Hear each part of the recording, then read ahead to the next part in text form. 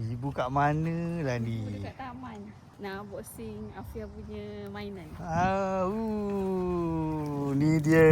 Kita beli baru untuk Aisyah Risha. Sini, pegang.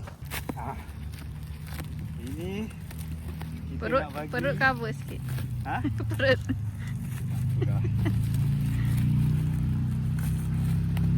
Afia. Oh. Apa tu? Okey, kita tengok ada apa dalam ni. Nampak ni. Wah, warna pink. Banyakkan ayah, jangan dia. Afia punya.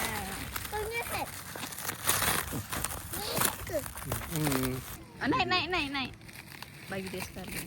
Naik. Ayah ni lambat sangat lah. Aduh.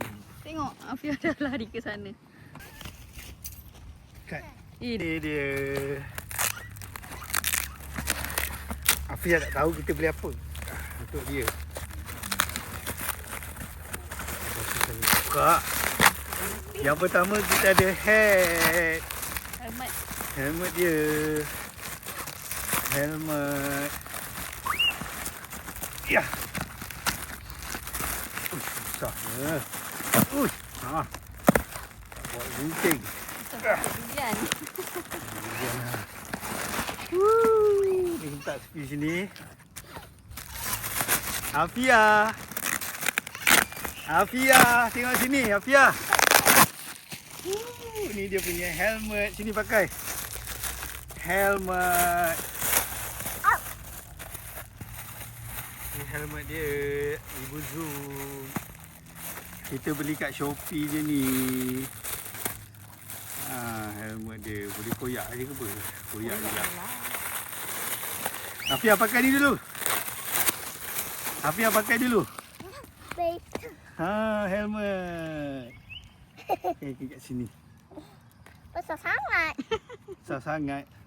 Tali dia. Boleh ketatkan. Sini. Tu. Safety helmet. Okey. Ya, nanti dulu. Ni lagi ni. Alah, koyak lah. Koyak. Kau ayah Tengok gunting situ. tadi. Jangan tengok ayah. Afia, sini Afia. Afia pakai ni dulu. Pakai ni dulu. Bagi ketat dulu dekat dia punya leher tu. Nanti Yelah, boleh sini. bagi ketat sini. Pakai ni dulu. Ini kita pakaikan dekat dia punya lutut. Itu Aisyah tak pakai butut. Lutut. Okey, nantilah kita pakaikan. Lepas tu yang ni kita buka. Ya. Apa? Afia rasa apa? Beg. Afia teka. Beg. Bukan beg. Kat. Ni Afia tengok. Dah. Tengok cantik tak?